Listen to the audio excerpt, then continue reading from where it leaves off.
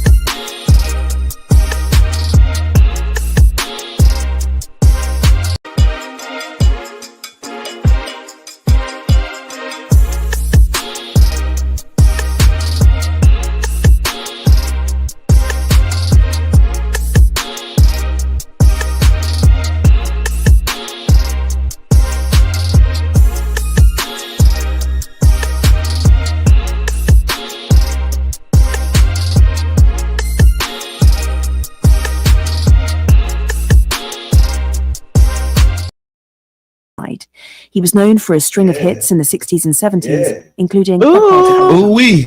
Just like that, y'all. Welcome to the Tampa Bay Breakfast Club. I'm your brother, John. And this is Kiana. And I'm the one and only Mr. Edmund. This program is being brought to you as part of the New Image Project of the Community Development and Training Center, a.k.a. See That? See That. And we would like to thank y'all for tuning in and helping us to redefine what's cool, because smart is the new gangster. Baby. And if you don't know, now you know. No, man, what a weekend. Ooh. What a weekend. This has been, oh my gosh. It's been so busy. Yes. Think about we at the end. We on the back end. Yes, time to reflect. I don't sound as good as I did too. What you did? No. That sounds good. That was good. No. And see, it sounded good. No, you good. Okay. But it didn't sound good in nobody else's ear. Oh, it was amazing over here. I appreciate it. Look, there we go again, y'all. This weekend, man. Yes, it was exhilarating. I usually don't even remember my weekends. Okay, they this go fast. Weekend was, how could you forget? Yeah, it was definitely one for the record books, man. Yeah. So the world's largest community tech day. Wow. The world's largest. I'm saying the world. Listen. Definitely the countries. Bruh. The definitely. Davis Center is what, maybe 10,000, 12,000 square foot building. Yeah. Something up in that range. Yeah. And every room was full of Comic-Con. Big shouts out to Dr. Warren. That was so amazing, man. Big shouts out to Jake and Jones. Yeah. Pete out. The whole board. That's right. Carrie, Miss Debbie, Miranda. Yeah. Tresselin. Yeah. Right? These women, we did a retreat earlier this year. Okay. Right? Because last year I was kind of out of place. Okay. I was working in Dover somewhere in the other side of Florida. During the planning or just the whole year. Yeah, okay, I worked most of that. But yes, I missed everything. Okay. So this year I had made a commitment that I couldn't do that again. Right. And I don't think they was gonna let me do it. Anyway. But I think this man, Greg, man, the whole team. Yeah. Store 727. That's right. That's right. Cold Box was in the house. Right? Yeah. Scott from Cold Wiz. Yeah, Cold Box. I saw it. I mean, Yeah, everybody, man. I learned how to make a T-shirt I did with my grandson. Yeah. You still got oh yeah. Bro, I swear to God. Yeah. I said, bro, we need to go ahead and take the thing. Yeah. And use that thing that Greg was just having. Yeah. Because I mean, and so they made shirts. It was an entrepreneur like little section. Yeah, and it was showing you how to use tech. Yeah, so beat make show you how to make beats. Yeah. Then they was doing shirts. And then you had 3D printing. Yeah. And then the art, like the jewelry making. Yeah. It was like an entrepreneur role. It was amazing, man. It's amazing. Yeah. And you know the funny part of it, if you go in my mama's house, all that's there. All of that stuff is there. All of it. All of it. 3D printing everything. 3D printer. Yeah. The whole 9 yards. What? Yeah, yes. My mama got a factory. Okay. Yeah. No. We need to start operating. Yeah, we got to turn them on. These are many factories in our home now. Yeah. We have the ability to produce things, and that's one of the things that tech they want. Exposure, not just literacy, because literacy is the ground floor, right? Right. What we want to do is raise the roof. That's right. Right. It's like that 1st through 3rd grade thing. So they say before 3rd grade you learning how to read, but then after 3rd grade you reading to learn. Exactly. That's where we at with the tech. Yeah. Like first the tech literacy is up to the 3rd grade, just knowing that it exists, knowing that it's out here. Now we saying, okay, now we need to learn it so that we can. And the panel on tech, entrepreneurship. Man. The re-envisioning urban futures. Man, that was such a powerful panel, bro. Yeah. And I know you recorded it. You need to let it out. Okay, I am. You need to be on Tampa Bay Breakfast Club exclusive. Okay, I'll do that. Because honestly, I'm going to tell you, it was. The thought that went into this year's Tech Day, it had the whole the Futures Festival. Yeah, Tampa Bay Futures Festival. Was the entire month of November. Yes. The entire month. It started maybe like October 28th or whatever. Like towards the end of October, it was a kickoff. Miss Debbie at Studio 620. Yeah. And it went all the way up to November 22nd. Yeah, because last weekend I was at a workshop that Miss Debbie did as a part of the future. Oh man, that was so amazing. This whole thing has been so amazing, and the educational part. So the thought that's been put into this, like the care, is only a woman could bring, right? Because I mean, I like some of this stuff. I didn't even think of nothing. I couldn't think of this. Comic-Con, man. I never did a Comic-Con, bro. Oh, shout out to the Monroes too, man. They school. I can't even think of what the school was. Monroe and they school and his wife. They preschool. They got their preschool. They did an amazing job. Bro. Yeah, they did like a great performance. My daughter, my grandson, one of my grandsons used to go there. Man, this was such an amazing display of what the community has to offer. Yeah, I don't think something like this has been done before, right? Because we brought the Comic-Con, big shots out, like I say, Dr. Warren. These visionaries, these people who see stuff that ain't there. Yeah, and he was all in too, man. Bro, I just love to see that. It was so much energy. I was excited, and it was time. And usually when I take my grandsons, to places with me, they be ready to go. Oh, they was hanging. Man, they was at the AI music. Yeah. They was locked in at first. They're like, "What are you doing?" He played that first song. Big shots out to E. Big shots out to Raw. The whole Impact Partner team, Story 727. Community they was locked in. What? Yeah. Go ahead. You shouting out the partners. No, shout out the partners. Community Development and Training Center. Yep. Another Impact Partners. Store 727. We did a AI music educational thing for the kids. Right. Teaching them how to use their words, how to use their poetry to make music using the AI tool. Yep. And my grandson came home singing one of the songs that they made. Yeah. And I'm like, what song is that? He's like, yeah, we did that at the thing. One of the things that I learned about this AI music is that we'll make music that they'll never give us. Right? You'll put some stuff and some, insight and affirmations in music that they'll never give us. Yeah. A producer won't produce it because financially they probably won't see the benefit of it, right? But through this process, you kind of eliminate that end. So big shouts out to the day, and then you move festival. Then you move from Enoch Davis over to the Deuces Park with Renee and like man, she gave away everything. Seemed like she gave away turkeys, hams, steaks. Man, they had bicycles, TVs, gift cards. Yeah, over 1,000 turkeys was given away on there. It was really, really nice. And it was efficient. And it was efficient. They got them on out. Man, they was. in and out of there, because that's usually one of the things. Like it was efficient the way they had it set up. You get in that line and you keep it moving. You get your cupcakes. They had Pepsi out there. They had all of that. That was so many things out there. A great job. And that's what. As I was going through my timeline, I had left. The tech day. And then I was just going through my timeline, and I'm like, man, it was so much love in the city. That was kind of what my post was about. Broadway they give away Sunday. Yeah. How was that? They had to move it, but it was good. They got it. You know what I mean? They moved it to a different location. Where they started at? It was somewhere that I guess if they had to move it, we don't even want to acknowledge it, I guess, right? Because we in these spaces right now, but that was a part of the reimagining urban futures when we was talking about how you got to own these spaces, man. Because if they don't like what you're doing, they will be owned, and then you don't control what happens with it. You know what I'm saying? Speaking of that, I hate to go off topic, but it just came to mind. It's Motivational Monday. What's up? Be motivated. The classics, right? Okay, yeah. Y'all know the classics. Every year is it used to be in Tampa, now it's in Orlando. Because really, a lot of towns don't like black people coming to their city. I ain't say that right now. No, that's the truth. But I meant every word. But listen. They don't. And then at the classic, they're ticketing people. Okay. So when you come to town, you become a target, right? This feel like the Dukes of Hazzard, right? Back in the days, and then you come to this old hit town, and now they're gonna give you a ticket because you ain't got a tag light or your bumper hanging. You get a ticket. Your music too loud, you get a ticket. Oh, you too flamboyant, you get a ticket. And the problem is, you're showing us that you don't want us in your city. Yeah. Right. And that's what happens here in St. Pete too. Now, don't get me wrong, because they feel it's an opportunity to get tickets and raise their revenue.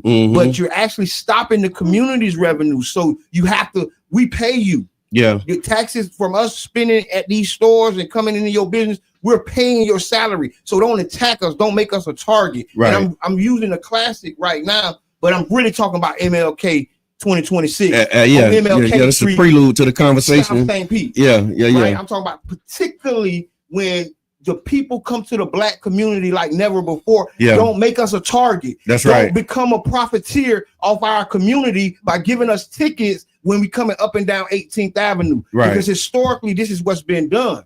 Right? Y'all historically have done this, and you're running the business away. You're strangling the economic development that our community needs. Right.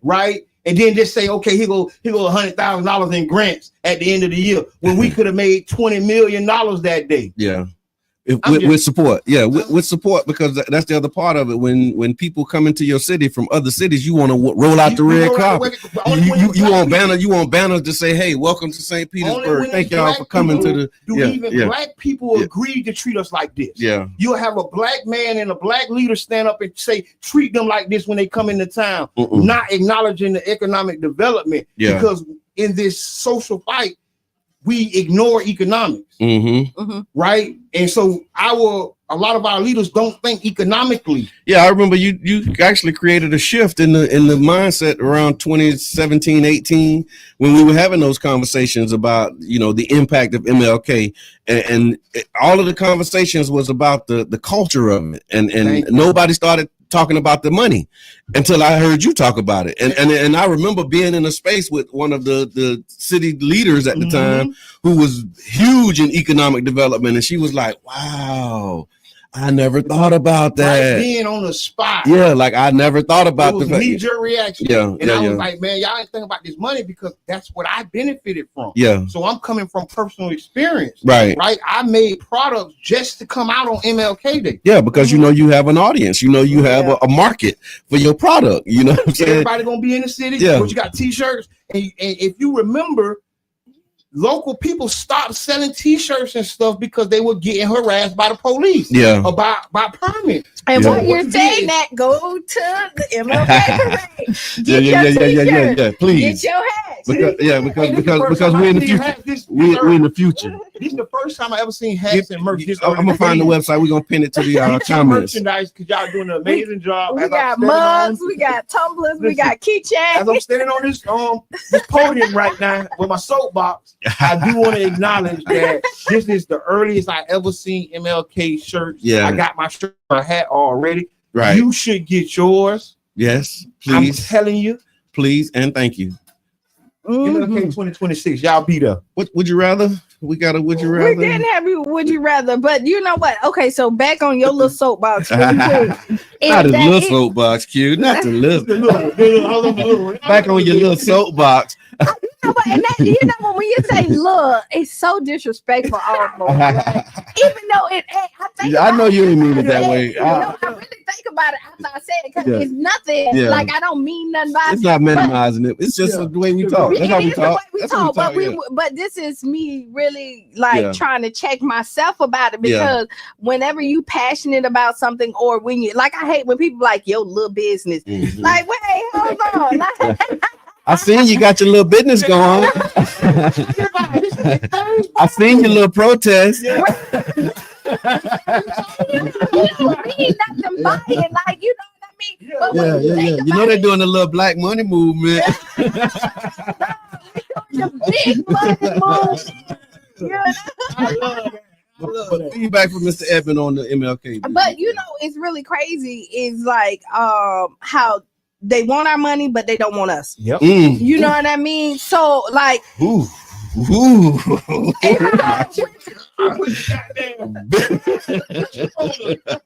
they want our money, but they don't want us. Right. You know, so we can shop online.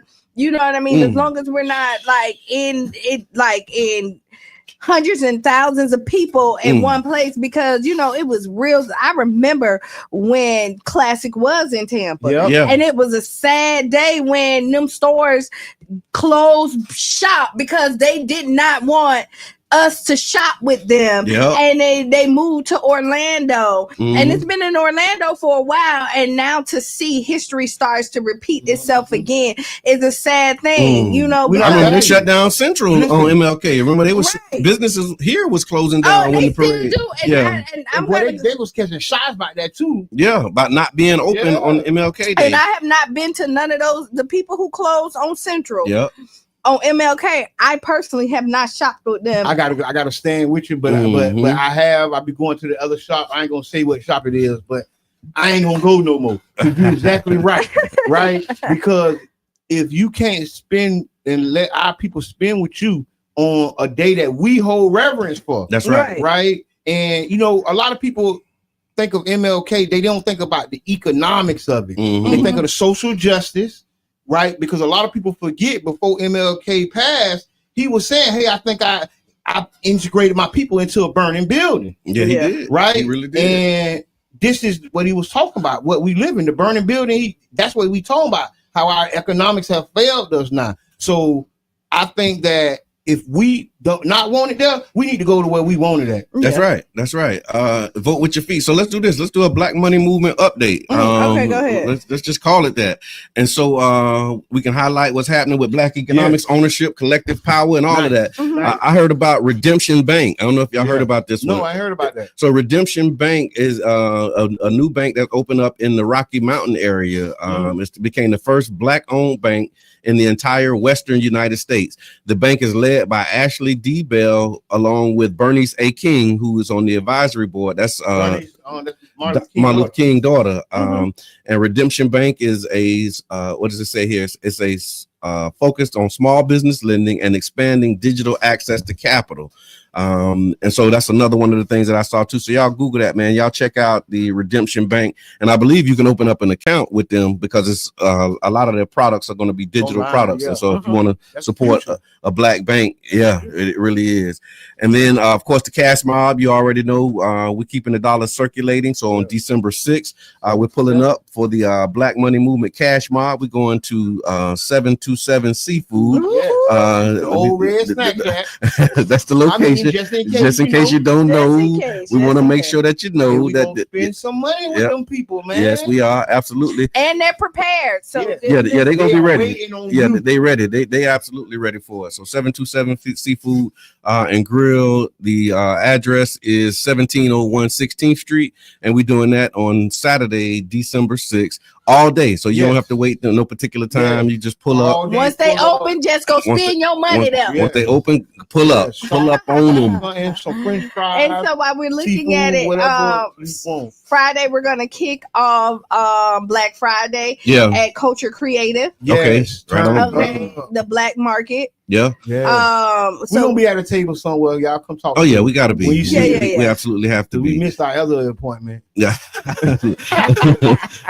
And then I saw this thing. It's a movement about we ain't buying it. Have y'all seen that one? So no Christmas movement. It's a national coalition. Black Voters Matter, Until Freedom, Indivisible, and more. They're calling for an economic boycott of the holidays, basically. Shut it down. And so it's saying that the boycott is calling for from Thanksgiving, so that's from Thursday through Cyber Monday. The companies that are being targeted are Amazon, Home Depot, and Target, of course. And they basically were saying, if you profit from us but don't stand with us, we ain't buying it.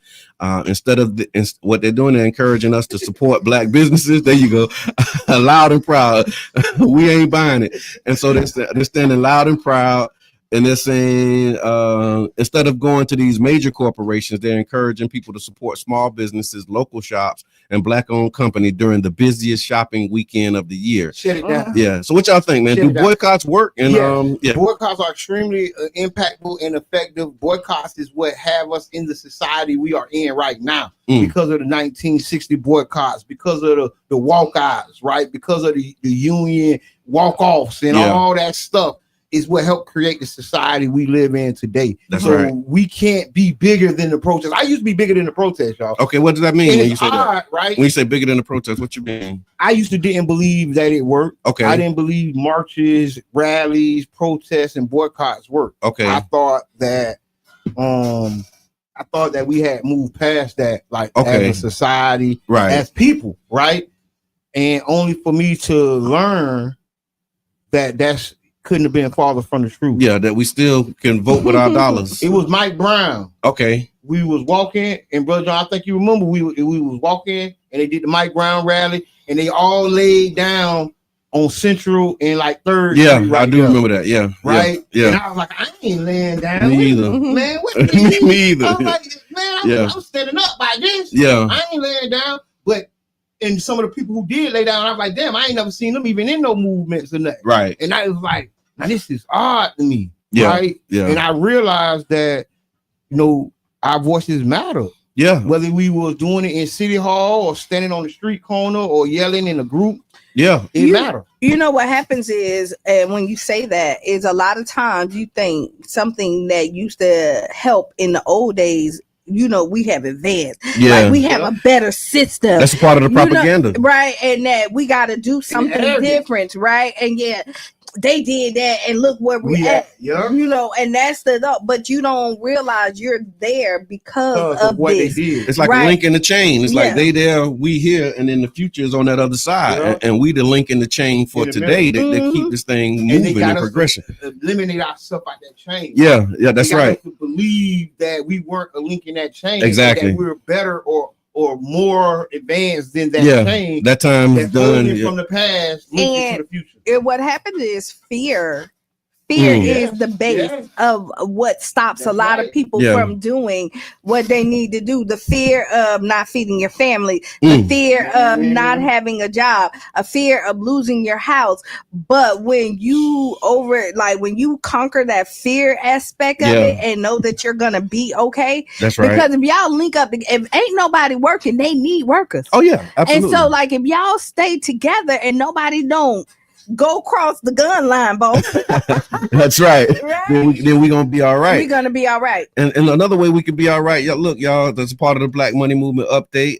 Right here, we got the One Community Grocery Co-op. We're pushing towards our next major milestone, which is 300 members. That's the milestone that we're pushing towards. I think we might be up to like 170 plus right now. Okay.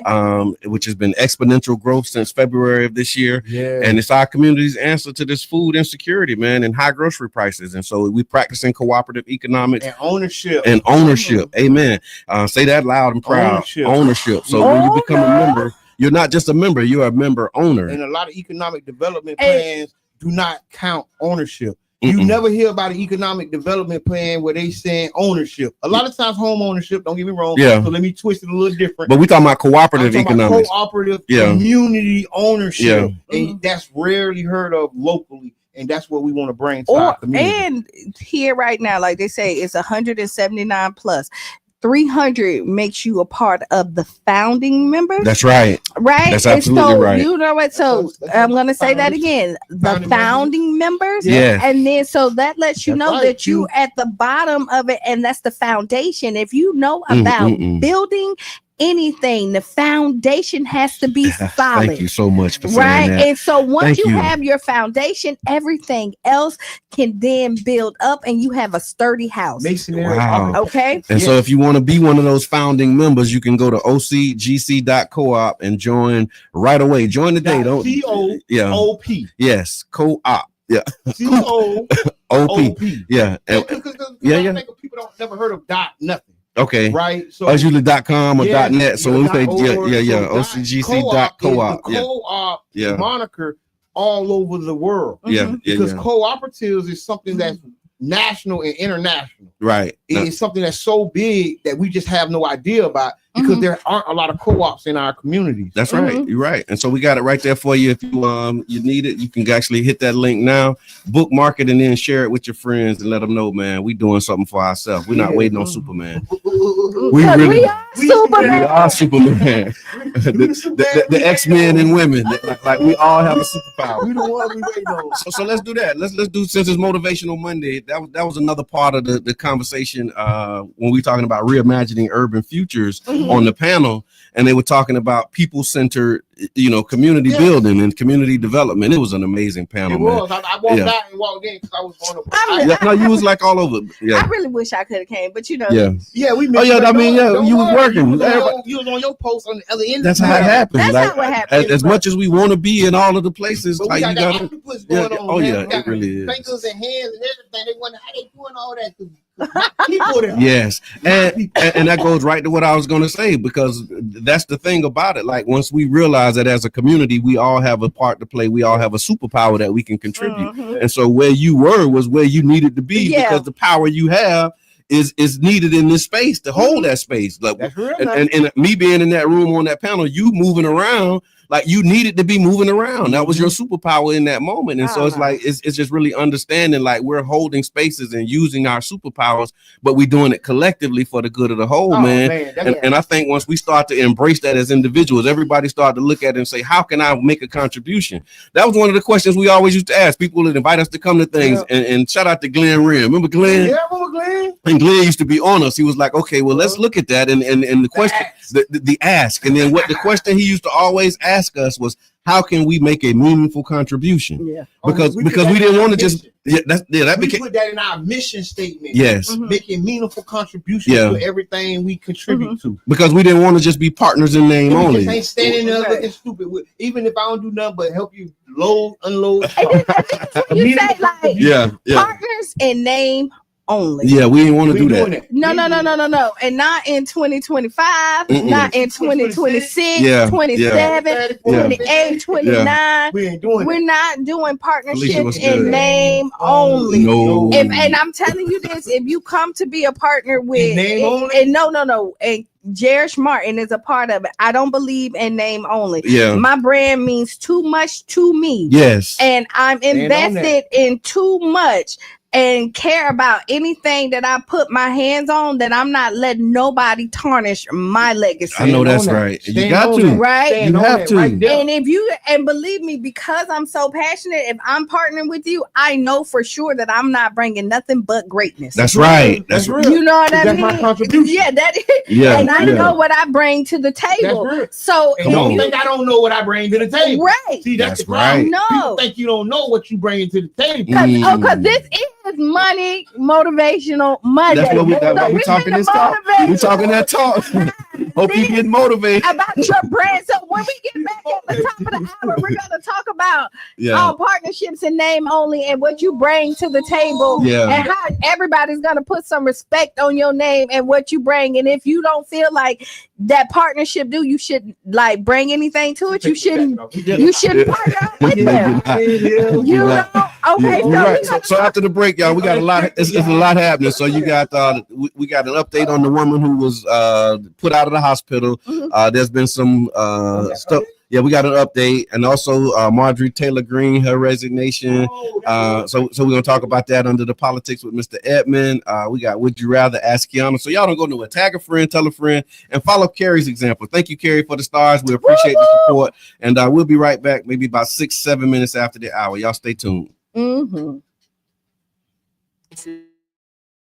Hello, I'm Gabe Ortiz, and this is WEDU Arts Plus. Based out of St. Pete, the Tampa Bay Breakfast Club is a morning radio show about hip-hop life and urban culture. Best hopes for the Ukraine peace deal. Hello, I'm Gabe Ortiz, and this is WEDU Arts Plus. Based out of St. Pete, the Tampa Bay Breakfast Club is a morning radio show about hip-hop life and urban culture. Meet the hosts who inform and empower their listeners.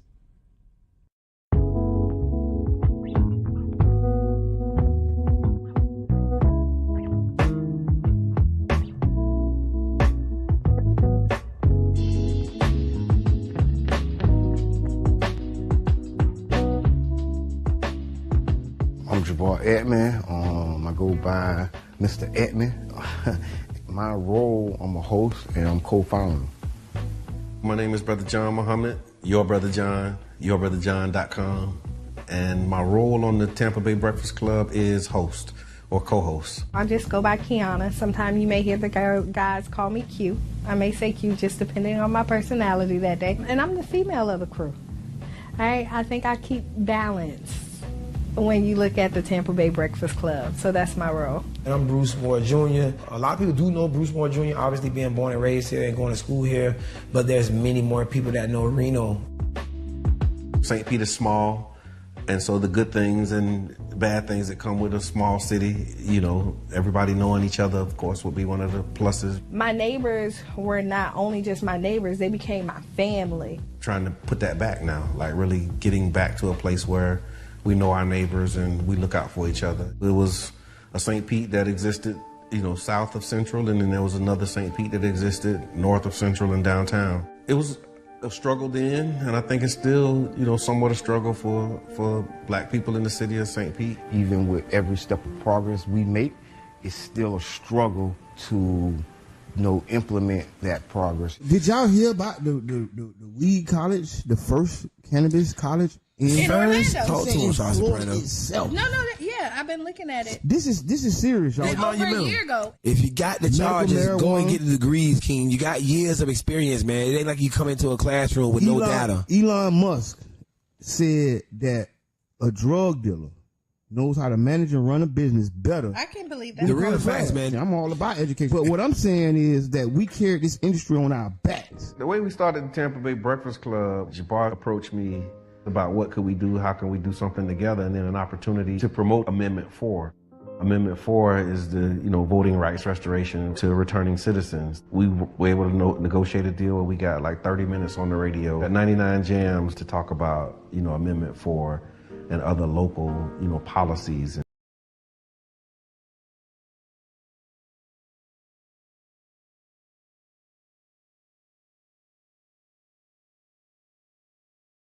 I often wonder how future generations will judge our leaders' actions and their fatal inaction on the climate crisis in 50, 100 years from now.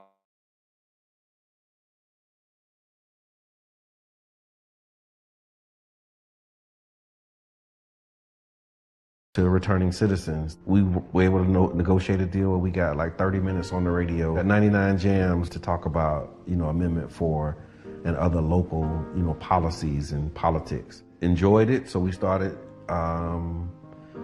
doing it on Sundays as like a podcast with, at the time, Janet Michelle. She was our co-host, and she, you know, filled that role until she moved. And then we had Carla Bristol, Carla B. She came in for a season. And then Reno was behind the scenes. He was always present because we did organizing together, so he'd come and hang out. And then the things that he was saying off camera was like, man, we might as well just have you on the show. the negative thoughts that you is thinking about right now, or any particular subject, y'all, just flip it. Turn problems into opportunities. Problems are opportunities, man. Big shouts out to Sauce and Bread, man. Real deal, man. We on the jump board together right now. Just being around people and clearly always talking, I just felt like at least learn something. So as you see that you're not going to shut up, you can have substance to your conversation and not just be labeled somebody who just love to talk. Really being informative, looking to give the information that isn't readily available in our community. Multiple meteorologists can look at the same data and come up with a different forecast. And so now you take those models, take that data and say, okay, based upon all of that, absolutely, you might be in between here and there. And that's my know what I'm saying speech. Most recently, after Carla B, transitioned out and went to do other things as well, Kiana, we invited Kiana. I've been working with the guys for a while outside of this, and they called me to interview. And when I came in to interview that Sunday, after the show, they was like, hey, you need to be a part of the show.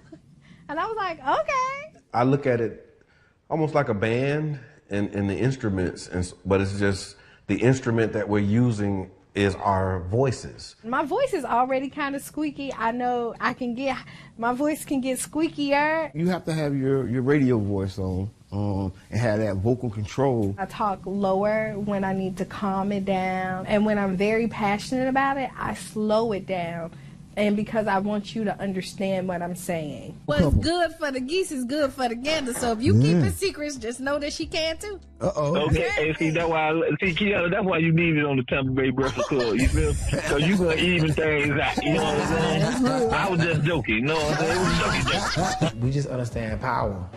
And in terms of people's attention, because it costs, people's attention costs. That's why it's called pay attention. We want to present local information right up there with, the trending topics. One thing that's a common denominator with all of us is that we're all passionate about our people. For me, what you take from me is that I'm real and I'm passionate about the growth of our people. The overall goal, I would say, is to have a more informed community around electoral politics, around health, around equity. It's about the mission of connecting the dots and closing the gaps, inspiring people to see what's possible, and trying to be an example.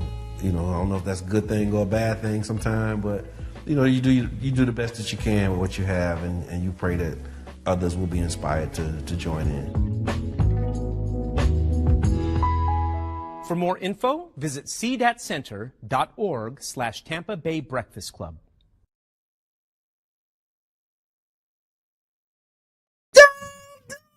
Sometimes you just don't get it. They just don't get it. You did a whole movie about it. Oh my God. Wait, we back. We live. We live. Welcome back. Welcome back to the Tampa Bay Breakfast Club. I'm your brother John. And this is Kiana. And I'm the one and only Mr. Edmond. And this program is being brought to you as part of the Newlands Project of the Community Development and Training Center, aka See That? See That. And we'd like to thank y'all for tuning in, helping us to redefine what's cool. I hear you. Because we're gonna do this on-air production thing that we do so well. No, I'm gonna plug my phone up. I told you we've been looking for a volunteer off-air producer. We got one. When you hear something. Listen, this is what community is made of. Man. It really is. Look, everybody got a superpower. That's what we talking about. That's y'all don't understand is like when we go on break, we kind of fuel each other up, right? Yeah, and then we have these conversations, and then then we got to come back. And we like so high. We gotta bring it in. We gotta bring it in. Come on, we gotta bring it in. Bring it down. Bring it down. I want to thank everybody who's tuning in too, because we did have some comments earlier. I appreciate that. So UB was saying we got to support the solutions. Amen. Felicia, thank you so much for your comment. She says, I love this for the community. That is amazing. The work is happening. Go where you appreciate it. That's another one from UB. Good morning, sweetie. She sending us good graces and greetings. And Tiffany said she ordered her MLK shirts and she loves the design. Listen, the design is impeccable. I love the art splash because we're an artistic city. And y'all got MLK. You feel me? With dignity. With what? Dignity. That ain't what you said. It's all right to make it work. That's what we do. You know, the English language ain't a real language, my brother. No, eat the swear. You can say what you want to say. It don't matter. It doesn't matter. No, but honestly, there was a lot of thought into the MLK, the brand, and where we were going into this year, and the power of a dream. Yeah. Because if you have a dream, how powerful is that? It really and is. everybody have one. And once you tap into that, and then you actually start to follow this road to conquer your dreams, it's an amazing thing to be like, I achieved it.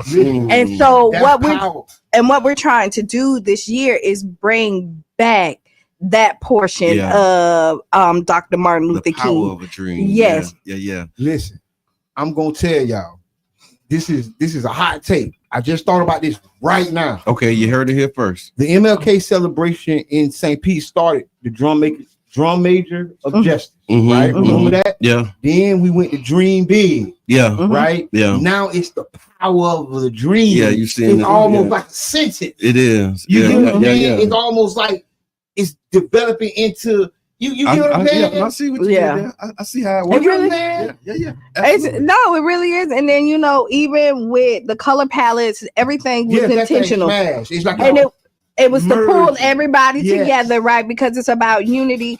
So Corey Outlaw from Corey's World came up with the color palettes and the pictures. So he's the designer behind everything that you see in MLK. You need designs, man. Y'all get at him. Corey'sWorld.com. Corey with a K, right? Corey with a K. Corey with a K. Now I spell it with a C. But you ain't gonna get the website right. No, you're not. So what you doing? No, you know what? It's so funny because Corey always, even though my mom spelled it with a K, but we all spelled it with a C. Yeah. Growing up. Hard-headed kids. No, that's okay. So everybody else did like it. Yeah. Corey said I taught him how to spell it in the bathroom with toothpaste on the mirror. Oh wow. Like C-O-R. Well, so that's not until he got in college. Yeah. His professor in college told him, "Nah, that ain't how it's on your birth certificate." Wow. So we gotta go with it. But if you ever hear anybody say C, that's why. I hear that. So do you have the website? Because my wife want to know, where can she order MLK shirt and hat? Okay, so it is St. Pete. Spelled out? Yeah, just STPETE. Okay. MLK Parade.com. All right. Listen, this and that's big. Everything MLK. So to volunteer, for sponsorship, for participation, for merch. MLKparade.com. Yes, so simple. We go straight to it. And we get the information immediately. So if you have any questions or any concerns, please let us know. And then I'm going to tell you, this year for participants, the final day is January 4th, but I will tell you, or earlier, because we have don't make the January 4th. And let me tell you what, because the participants are coming in. Y'all may have seen the flyer that I showed up, all the people that already signed up. Yes. We have a cutoff date, a cutoff number for participants this year. So are y'all taking out of town participants, like out of town dance crews, out of town bands, all the above, out of town businesses? Say the real man want to come through and smoke it up with his real. Yeah, all the above. Okay. Because again, we strive for this again to be the biggest and best parade, not only in St. Pete, but in the nation. That's right. That's right. And we do that for real. That's what we do. We do that for real. I'm here for real. that, man. And thank you for the energy that y'all bringing around the MLK 2026, because I know it's hard work. So keep up the hard work. Thank y'all for the work y'all doing. Right on. Thank you. All right, so let's talk about some of these headlines, y'all. Okay, go ahead. There's an update to a story that we had last week.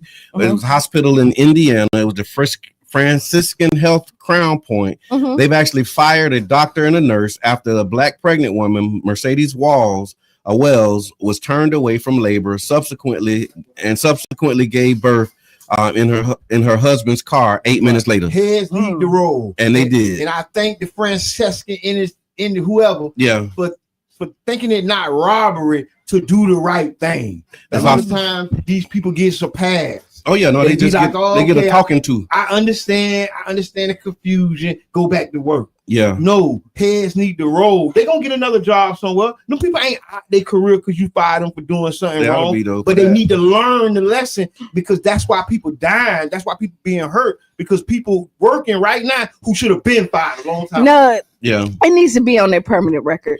And so the hospital says that the staff failed. For the hospital, they said they failed to listen to Mrs. Wells' concerns, and that the incident does not reflect our values and has introduced mandatory cultural competency training. That's right. And a new policy that requires all pregnant patients to be seen by a physician before discharge. See, Francesca wants our money. Francesca wants our business. But hold on. That's how you do this it. Is a new policy that requires all pregnant patients to be seen by a physician before discharge. Like, that's a new policy. So this old policy was like, they just looked at it and was like, nah, you ain't dilated enough. Go home. Let her go. And then 8 minutes later in the car, she had a baby. And so when we talked about it last, you see what I'm saying? Like it's a new policy. Like, this got to be new. You know what I mean? Is this a policy at Bayfront? I'm worried about our medical There we centers. go. Thank you. I'm worried about Bring it home, because I'm hearing things that these people don't want us to know. Yeah. Right, about the mistreatment of Black patients, and these are our clients. Yeah, we're their client. Yeah, and they're treating us wrong, and we're getting back, and we need some heads to roll. Somebody need to say something. That's right. And so we'd like to hear from y'all, man. Have you know anybody that you know? Have you witnessed or experienced a situation where a pregnant woman was taken into a hospital and her issues were not taken? Malpractice. Yeah. Tell us what your story is. Yeah. Right. What's your experience? I have some experiences. I think I want. I don't know. Do I want to share? And you want me to tell you some of your experiences when you think it's just in your head? Yeah. Because you don't, like, I will tell you, like, you have experience, and when you're in the hospital and stuff happen, you say, like, did I really see that? Like, I have an experience, and I question myself on this experience, like, all the time. Like, and then I tell myself a different story so that I could cope. Right. Then I'm like, and so if you're, and I'm telling you this because don't be afraid to speak up and share and tell how you feel, because you may have some valid points. Kiva, you on? Because we was with my daughter and we had an experience. Hold on. She said enough. Even though she wasn't dilated, her contractions were coming fast, so they should have kept her. Yeah. So when we was at the doctor with my daughter, and after she had the twins, they made a recommendation for a treatment, but they didn't tell us like all of the I won't call them side effects, but all of the things that you couldn't do or could do that came after that. And so it was a shout out to the Black nurse. I think it was the one because it was like this one white nurse, and then it was like some younger Black and white. And they knew that the one was kind of on something. Right. And she was like making recommendations. And then so when she left and came back, they was the two was like, did she tell you XYZ? And we were like, no, she ain't say that. Yeah. Because if we knew that, it would have been a different way that the conversation go. And so even in them spaces, like you think that you're getting the right information, you just gotta double click on everything that they're telling you. You really do. You have to look at it, because like even when I was pregnant, and you say this, like I had a slew of, like I had a couple of doctors. You know what I had a high risk doctor that I went to in Tampa. Right. I had a regular doctor here, and then in that umbrella, I saw other doctors. Right. And it was only the Black doctor who questioned everything when you looked at it, and they was like, nah, like this just don't look right. Like, here we go. Like, you set an appointment with me next time, because if this look like this, I'm gonna have to do this for you. And nobody else really sat down there and did that. Man. When you look at it, and those are the little things that you be like, oh, they just making sure, but you're not realizing somebody else is possibly being negligent with it and not giving you those same information. And they could be doing it intentionally or unintentionally. But what happens is you realize that your color makes them give you don't sometimes make them give you the information because they feel like you might not receive it. You know how like they pre-receive their personal preference already. Is clouding their professional decision making. And racism and they be skipping steps and they skip steps because it's like in the situation we dealt with, it was like it was several options that would lead you to this final option, but she skipped those several options and just went to the final. But it was like, but no, there's other things that can be done before you get there, and that was the piece that we didn't have. Like, we didn't have that information. But then when we got it, we was like, oh, well, no, we're going to back the train up and do this thing. We're going to follow this progression. You know what I'm saying? But again, you got to double check. And you really got to like double check and do some stuff, because like I take somebody with you, have an advocate, somebody, because you think about, like, in this situation, it was the woman and her husband, and then in the other situation, the mom was there with her daughter, and so she was able to record it. Like, but if that mom wouldn't have been there to help advocate, so go with your people when they go into the, like, don't send them in there by themselves, because man, they really be with the mess. It really do. And I can only speak on myself, right? Like, after I lost my son, like, I made an emotional decision to get my tubes tied. Yeah. Boom. And my doctor should have questioned that, because she knew what I was going through. Yeah. Not until after I did it, another doctor was like, your doctor should have said, wait, hold on. Yeah, this is not the time to make this decision at this point, because of everything that was going on.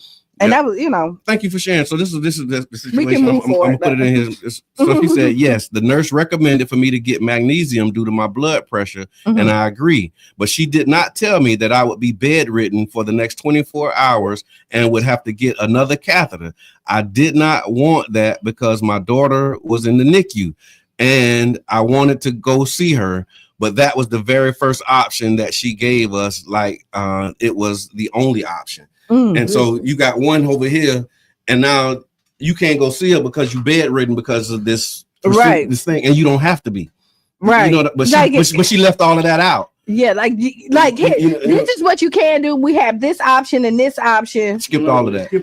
So y'all make sure that you stay up on it, and double check it. Thank you for sharing, Keith. And it's okay to question your doctors and say, hey, is this the only treatment? Yeah. Like, that's where ask for options. Yeah. Look for options. I really suggest, start your own research, especially when you start going through it and it's something you're going to be dealing with for the rest of your life.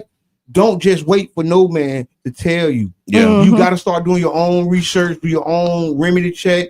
And from my own experience, that's what I was like, hey, man, I ain't gonna be on no medication that I got to take every day for the rest of my life after never taking medication before. Yeah. Like you don't take one. Yeah. That's a steep gradient. Yeah. And I'm glad I was able to really think long enough to know, okay, you don't know what's going on here. Look it up. See if you can find some answers. And you can't get no cutty no more. Man, oh,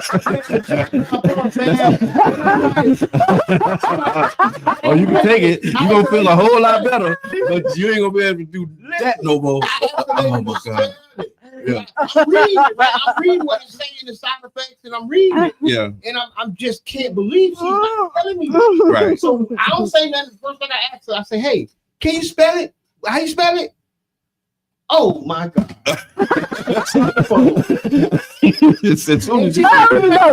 She still ain't told me about these side effects. Oh, wait, did she say, oh, you saw that? It wasn't for these meddling kids. My situation through my diet. Right. Like that's a critical piece of information that you leaving out. Like if you eat you don't have to take this Jabbar if your diet improves. Yeah. How do you leave that out? Yeah. Yeah. How do you leave that out? Because they're not making money from the fruits and vegetable sales. I'm in the bed. Yeah. How you leave out that, hey, if you change the way how you eating, it'll improve and you won't have to take this medicine for the rest of your life until the doctor tell you not to take it no more. Right. Come on. Wow. Man. So yeah, we gotta definitely stay up on our health and wealth and wellness and all of that. So don't wait till the new year to start your New Year's resolution, man. I've seen this case also. It was a North Carolina. The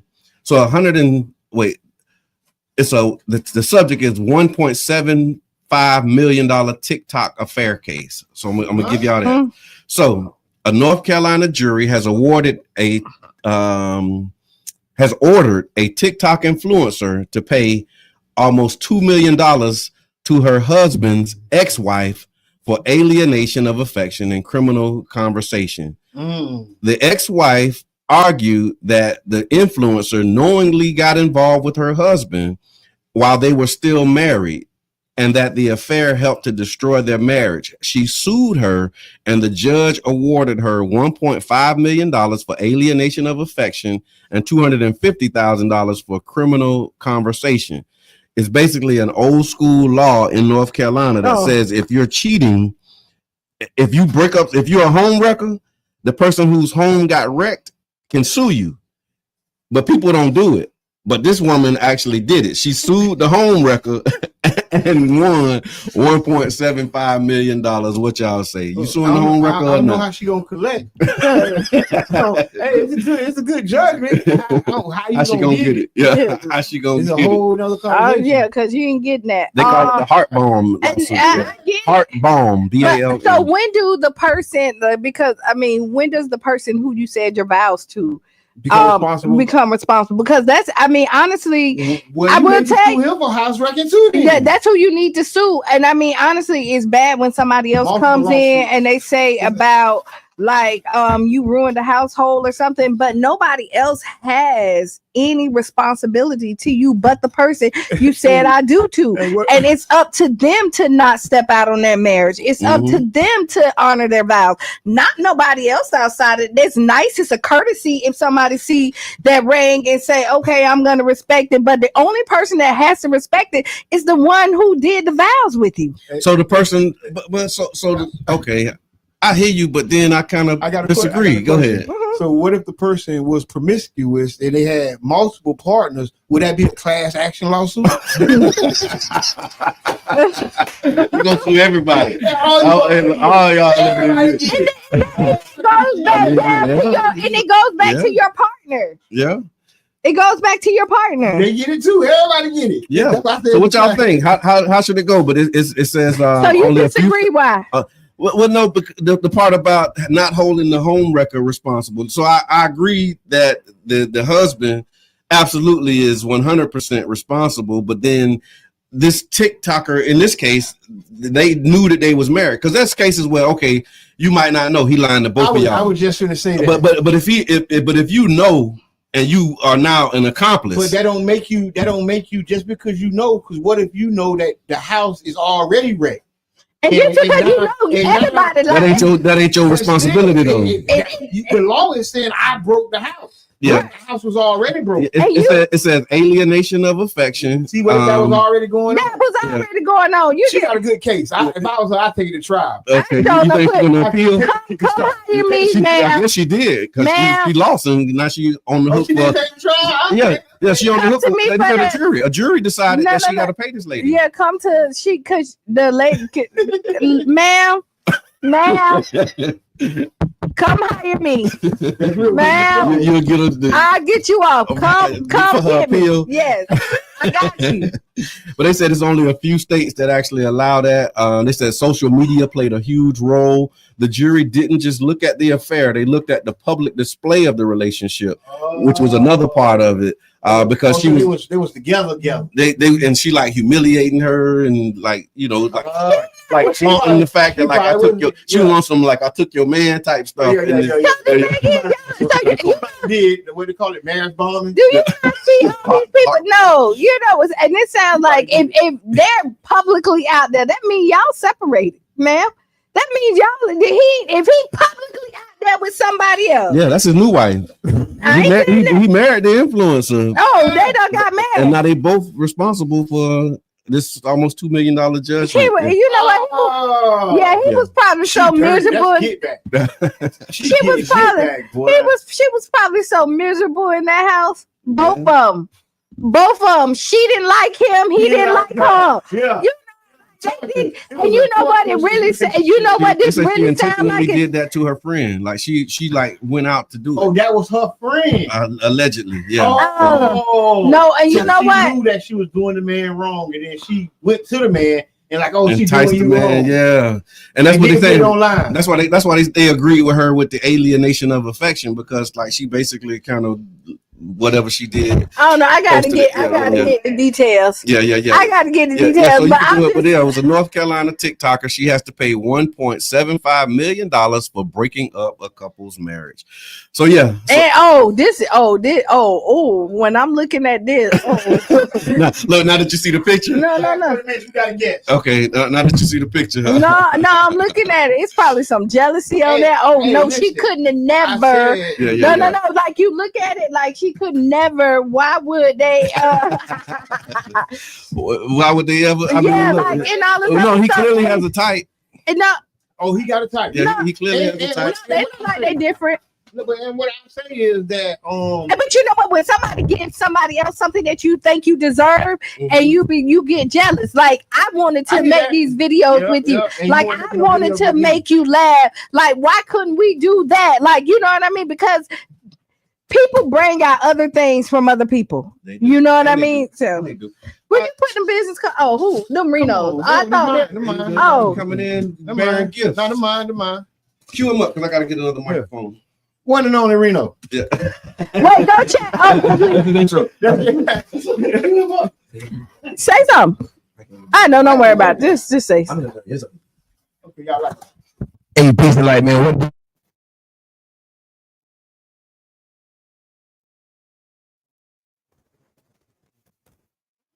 Listen, man. So I wanna go straight into it. We only got 30 minutes, man. We ain't got long. The Black Money Movement, man. You've been protesting, you've been boycotting, you've been doing a lot of work, man. So before we get into the incident, what made you get into the Black Money Movement and the protesting and going down to the thing? Because I was one of them kids.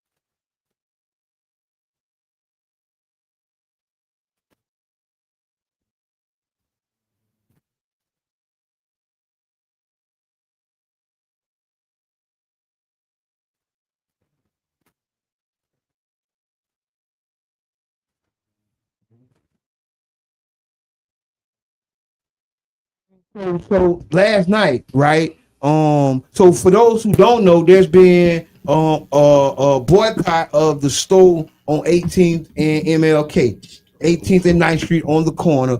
The store is being boycotted for over 50, 60 days now. And the community has stood together, right? And the whole community hasn't been on the corner though, protesting and waving signs. Okay. Right?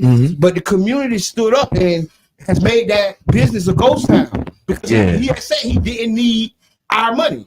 He said that he doesn't need our money, man. I wish you could have got the other video on what the other something he was saying on the video. Oh, he showed his personality. But he really showed his true colors, you know what I'm saying, shining through.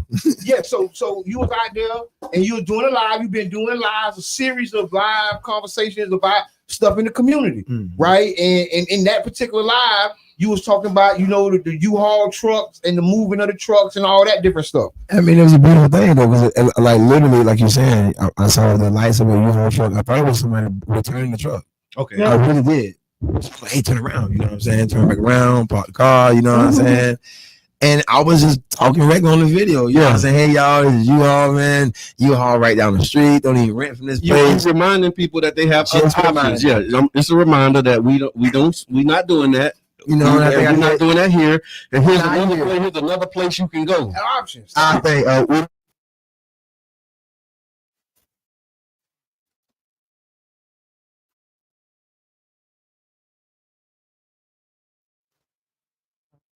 and proceeded to show us how he treats the customers in the community. Yeah, right. correct. The way he cussing them out, that display. Like I said, I seen it.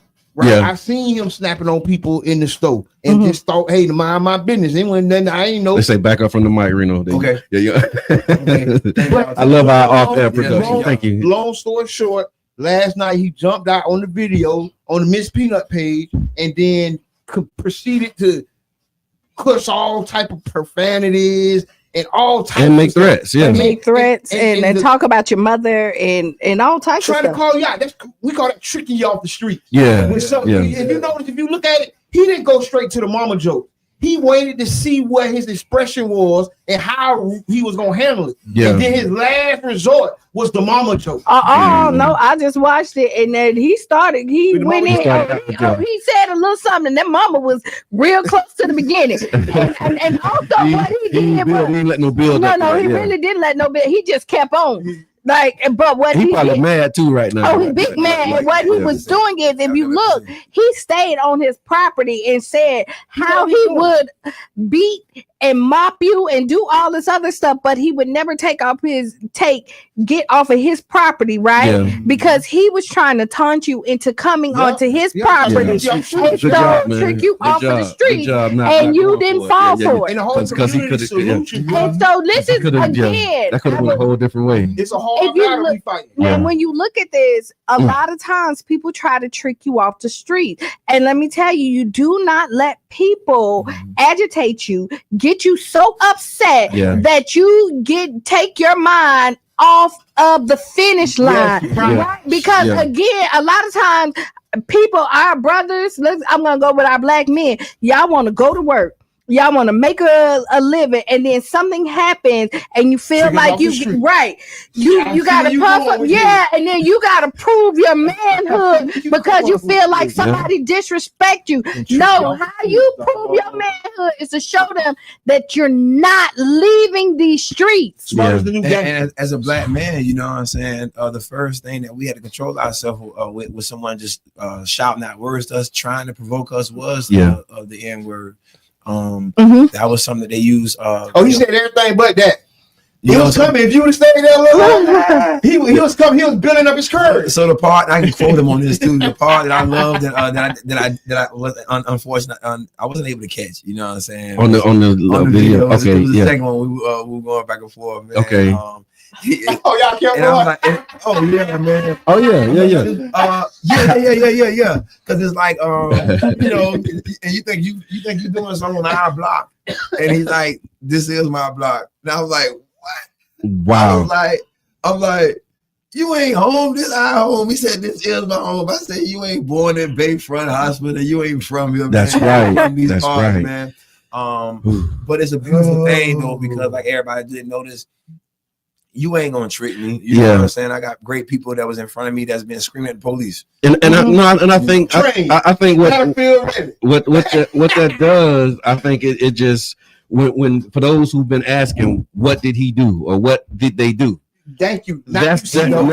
So when we talk about how he talked crazy to our women and our children, you see that he was totally unprovoked. Reno walking another direction, coming on the sidewalk. Reno was. Yeah. So as Reno was walking, he's sitting in the truck and he knows he's seen the video. Yeah. He knows and he's like, oh, you ain't got nothing to demons. It was like an exorcism. It was like and look, and I don't. That's why I'm here, because I ain't got nothing else to do but shut this down right now.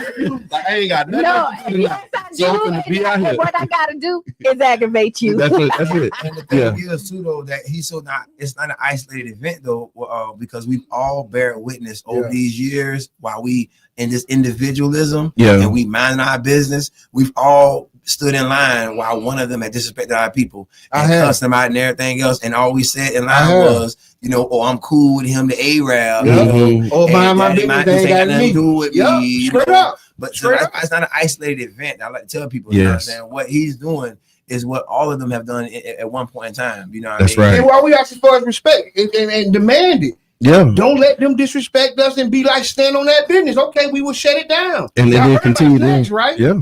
Like for real, because the reality is, right, power concedes nothing. Yeah, without a demand. They're not conceding nothing. Yeah. So we must demand and take our stance and do the things that we got to do and non-violently. That's what I love. Yeah. I love the demonstration because I learned from Kingy and non-violence training. Yeah. And I learned from the best, man. My brother here led the most peaceful protest in America, man. Yeah, 100 days. After the George Floyd, man. You know what I'm 100 saying? 100 days. It's just good to have good teammates, you know what I'm saying? Good people around you. Yeah. And we can't appreciate it more. That's why I make the caption of what the caption was, you know what I'm saying? This is what he had. This is what he wanted St. Petersburg, Florida to know. Yeah. You know what he said? Put it on the line. He said, he did. He said, put that on your line. 26 inches off the ground. That's how he feels. Yeah. And what I look at, he said this to a man.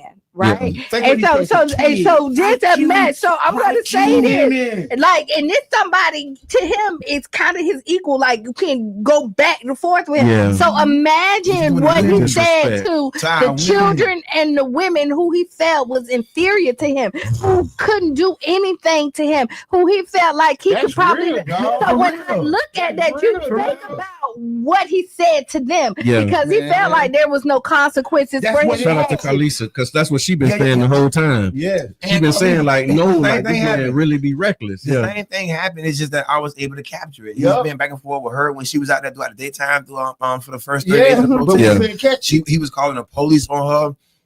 Yeah, going back and forth and everything. It was just, I was able to capture it. Yeah, that was the thing because he walked into it. Yeah, you basically doubled down on the accusation that could have been an accusation, right? Yeah, they were just accusing you. They were accusing you of this, that, and third. But you know what happened? You doubled down and showed your true colors. You know, yeah. They say y'all back there today. Yeah. And my brother, man, my brother set the time, man, give people time to get off work, get situated, get everything, and get out there at 7 o'clock. We asked everybody to pull out there, make this thing chunky Sunday. Tonight at 7? Tonight at 7 p.m. Barbecue man need to pull up and have barbecue. He be on Tuesdays, so the barbecue man on Tuesdays, Thursdays, and Fridays. We need the food. We need to do business with each other. And MLK, every product that we buy, we need to have it out there for sale or giving it away. I'm gonna buy a bunch of Blackwood and I'm just gonna give them away because I know that's what y'all go in there and buy. I'm gonna go buy me a box of Backwood. Okay, from the young brother on 16th Street. From the young brother on 16th Street. That actually sell it. There we go. And I'm gonna give them away. Yeah. We put operation out of business. We ain't selling them nothing. I'm gonna give them away because I know that's what you're going in there to buy. That was his frustration. You can say like Michael Jackson, I'll be there. I love it. People ask that though because at the end of the day, none of this should be taken lightly. That's right. We're talking about taking money from people's pockets, and this is what got MLK killed. You know what I'm saying? So we're here to live, though. We're not here to die for some crazy stuff, right? That's right. We're here to live for one another and provide for one another. That's right. 42 families from South St. Pete have these 42 gas stations and corner stores. All of us live differently, y'all. Yeah. You see what I'm saying? And so that's the mission. The mission is a state of course. We're not doing this because we're in our feelings. We got him in his feelings. Yeah. And the rest of them gonna be in their feelings because none of us like them more than we love each other. And what you just said actually takes me back to this comment that my wife put in here. She said, I don't think that Reno should have went back and forth with him. He should have kept protecting and ignored him. And what you just said made me think of that because we see people are coming unhinged. Okay. You know what I mean? And so I think again, it's all in how you play your hand and in the moment. You know what I mean? It's both sides of it. You know, of course, ain't no fear until it's fear. You know what I mean? But you see what I'm saying? But don't because you never know how far these people because I mean we've been reporting on road rage incidents and people losing their mind. You know what I mean? And you justified in what you do. I wonder how you all feel about this. Yeah, there you go. But I just want to say this though: when we out there, just knowing again, we have training, you have a certain discipline. And you know what I mean, and be mindful that when you saying what you're gonna do, we really don't know what these people are going to do, and so we have to be prepared for whatever they do. You know what I mean? Whatever side of the coin they tie, however they show up, and you know, and we got people that's ready to show up all kind of ways. Just making sure that when we show, you know what I mean?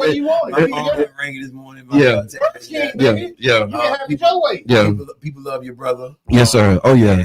But that was my call last night. I'm like, man, I'm like, what is this, man? Q hat. Y'all was talking about it on the show and everything, the colors of design of it. That thing ain't even playing, y'all. That thing ain't playing. Yes. King Core, man. I'm telling you, I heard it. I heard the conversation. I'm right here. I mean, King is in Dolby Digital in front of me right now. That thing is That thing is thinking. Listen, so shout out. Look, we just did a station identification break, right? Station break. I want to close this cycle. Then, if we done, we done. But she says I was. This Mika says I was the second woman out there with Carlisa with my megaphone. She was out there, and then Leslie Lightsley. She says led by those women. She says especially when it comes to messing with people, money and livelihood. So be alert and steadfast. Absolutely. She said we need them CWL license so we can carry legally, and we do have people that have those. And so that's what I'm saying. Like just be ready. But here's the thing: like we never the aggressor. But if you are aggressed upon, you have the God-given right to fight with those who fight with you. Like this is a Bruce Lee proverb. You know what I'm saying? You much rather be a warrior in a garden. You know what I'm saying? Instead of a gardener in a war. Yeah, that's right. That's right. Gardener in war, you know what I'm saying? He don't know how to fight too slick. Yeah. But the warrior in a gardener, you know what I'm saying? He's a peaceful person. But when he go down, it's time to go down. So I want to be the warrior in the garden. So I'm going to the Deuce's garden and helping plant seeds and get my hands in the soil. Right on. But this is what I want to say, Rob. This is really what I want to say, right? With the aggression. Yeah. Like, do we have to be so passive? Like, can we like I said? Can I be a man? Like I said. No, listen. I ain't got my thought out. Let me think. How can I tuck my chest out? Right, as a black man, why do I always gotta tuck my tail in? And even though I know I'm gonna drop you, even though I know I'll shoot you just like you shooting, I still gotta curry down. Oh no, come on, no. Did I say that? No. This is what I said. I want to say it again for the people in the back. And then when you go, then I go. I'm bad. We are non-violent with people who are non-violent with us, but we are not non-violent with people who are not non-violent with us. You are never the aggressor, but if you are aggressed upon, you have the God-given right to fight with those who fight with you. He just said that. That's what but I don't think he heard me when I said it. That don't mean tucking your tail. That just means you're not the aggressor. I'm not initiating this aggression. But if you aggress to me, I don't have to turn no other cheek. And if I do turn a cheek, it's gonna be your cheek that get turned. If you violate my space, you to hit me. See, that's what I'm saying. Okay. Do I gotta wait for you to hit me? Why? So you know it's on. If you aggress, how do you define aggression? Hold on. You answer the question. Okay, let me answer it because like when you coming towards somebody, you know what I'm saying? That right there is a threat. That's an act of aggression. That's attack. And then you have a certain perimeter of space. You have space.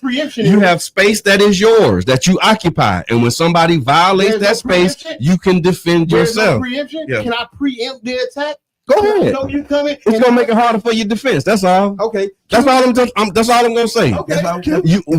Because we're defending ourselves. We're not aggressive. And when you got a case of self-defense, there's certain protocols. This ain't the case of self-defense. I'm talking about you just being difficult at this point. Because you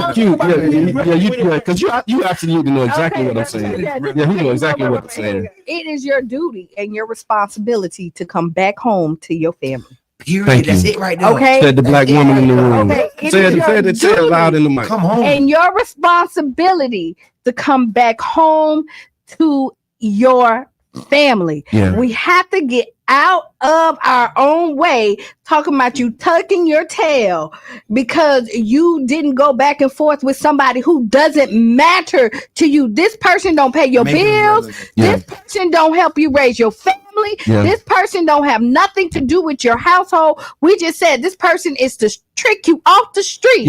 And what you're gonna do to prove that you a man? You're going to have to jump first? No, I'm a man because I thought of my family first. Now, you got to get black men. Y'all got to get that out of your system. There's nothing more sexier than my man walking back through the door after a hard day at work and I don't have to listen to you on a jail call. You know what I mean? That's right. So y'all, the pride is I'm coming home. Thank you. Listen, I feel that. I feel that in my soul, man. No, I feel that in my soul, man. Thank you. Thank you for that. And at the end of the day, I'm done. You know, the ones who get really out of hands, like we know when people scary. You know, when people just running their mouth, right? And just trying to provoke you, and as we say, trick you off the streets, right? Yeah. Because whenever anybody's serious, you know what I'm saying? They'll when it's serious, they'll come to you. And usually, I'm telling you, people who are about that life, they not really telling you. Yeah. The loudest one is just trying to scare you. Yeah. No reaction. Yeah. Like you ain't drawing a reaction out of you talking to a tough guy. You think you're talking to a mop bucket. Yeah. So please be out there with y'all mops too, man. I'm going to the store and buy some mops, Brother John. I heard that. But here's the thing too, that this is another point that I'd like to make, right? That there it's two things. We know a lot of people who are dead or in jail because they wanted to prove that they weren't no chumps. Mm-hmm. That's one thing. Right. And then the other thing is fear is a natural response to any situation that there's a perceived threat. Fear is actually a sign of intelligence. You can be scared? Yes, you absolutely can be scared, because I remember doing some of the dumbest stuff in my life trying to prove to my homeboy that I wasn't scared. Because they told me, you scared. I ain't scared. And I was scared. and I was supposed to be scared because the situation was so. And then now that one of them same homeboys told me, he said, boy, we was too stupid to be scared. Yeah. He told me that. He was like, man, we used to do stuff and we was just too stupid to be scared. We should have been afraid for our lives, and we wasn't, because we didn't have the sense enough to be scared. So don't let them trick you out the streets. Like it's okay when you can confront it in a certain way. It's a certain way that you're gonna feel. And if you don't know, fear does keep you safe. Come on, man.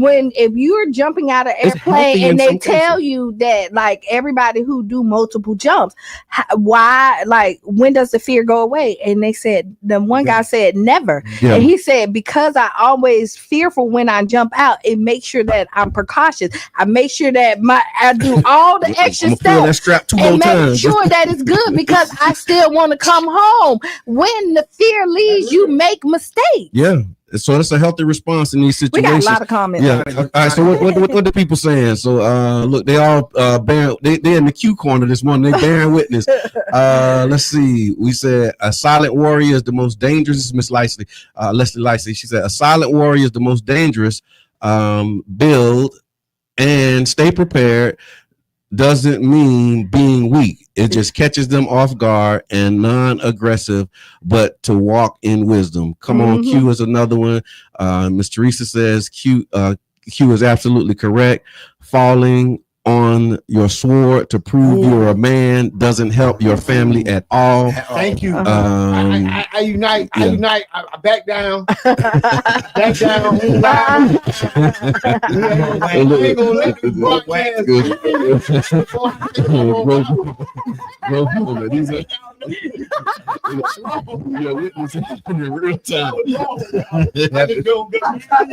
It happens in real time. It ain't that. I'm gonna tell you though. But look, and now when I watch me do the Brother John thing, right? Here's the Brother John side of that thing. It's people out there that really feel that way though. No, like people are really tired of feeling like, man. That's why you rose up. You know what I mean? But because it's a whole segment of our population, and that was my thing when I posted about the police. Yeah, about like this ain't the time for that.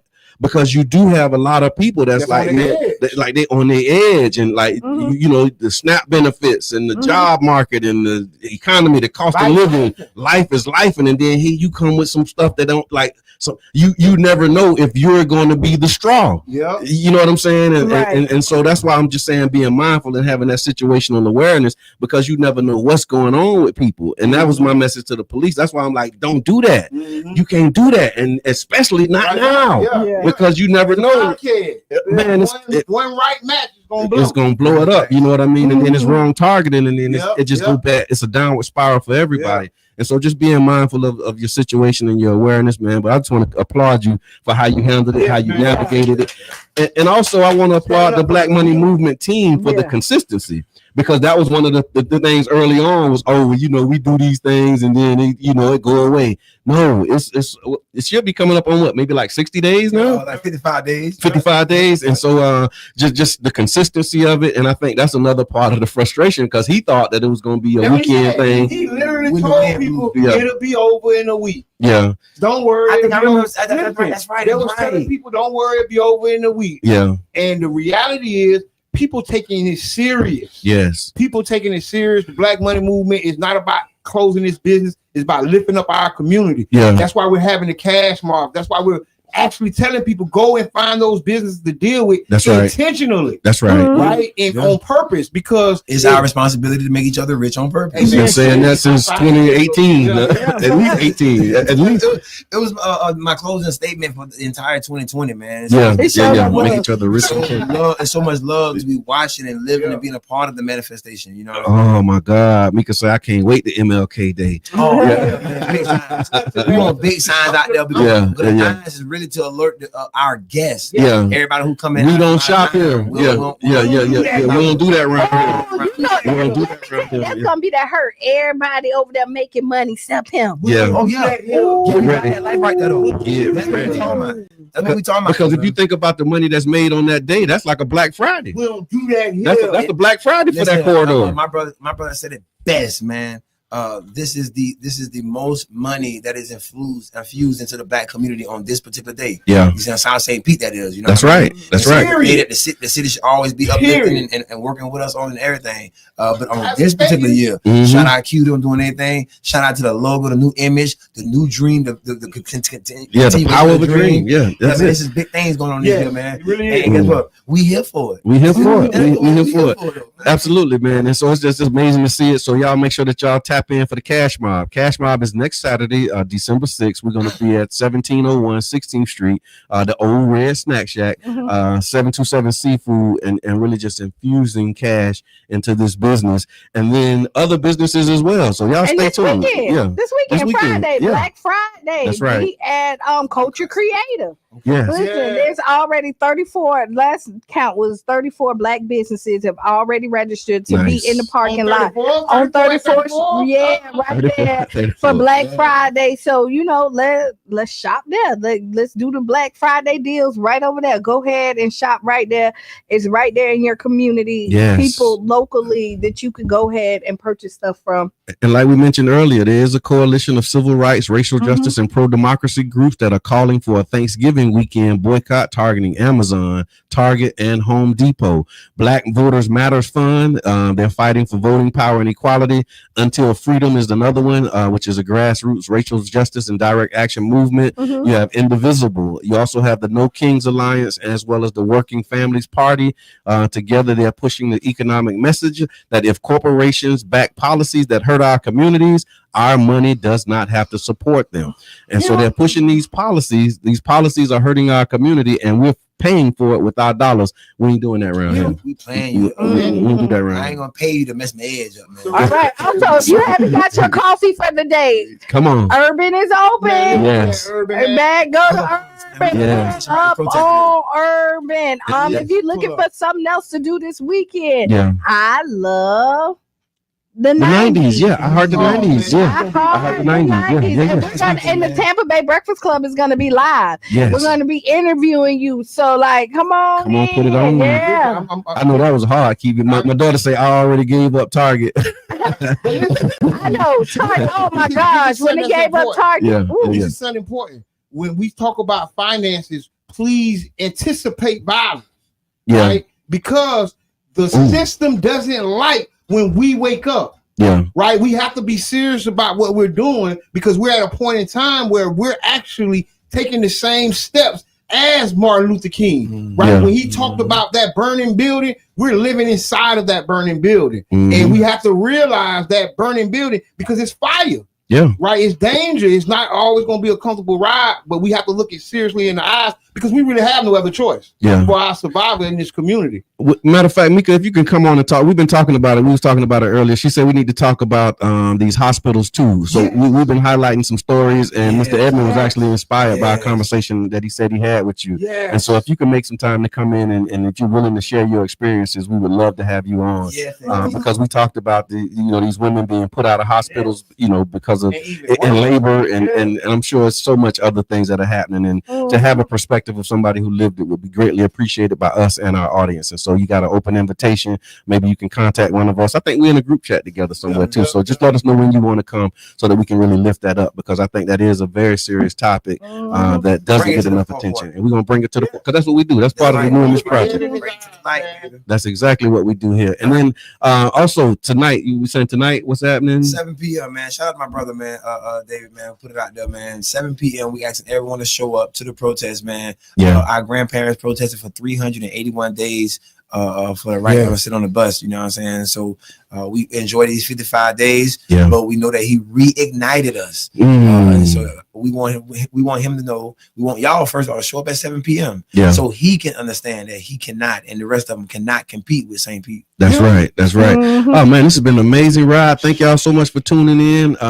Go back and replay it. If you missed the first part, you missed the first part, and you can still hear the first part. You just got to rewind the tape. So thank y'all again for tuning in. Up next is Sister Hughes. Make you lose your shoes. Shout all around the house. This has been the Tampa Bay Breakfast Club. I'm your brother John. And this is Kiana. I'm the one and only Mr. Edmund. And new name. They say it's Nut in the building. Right on.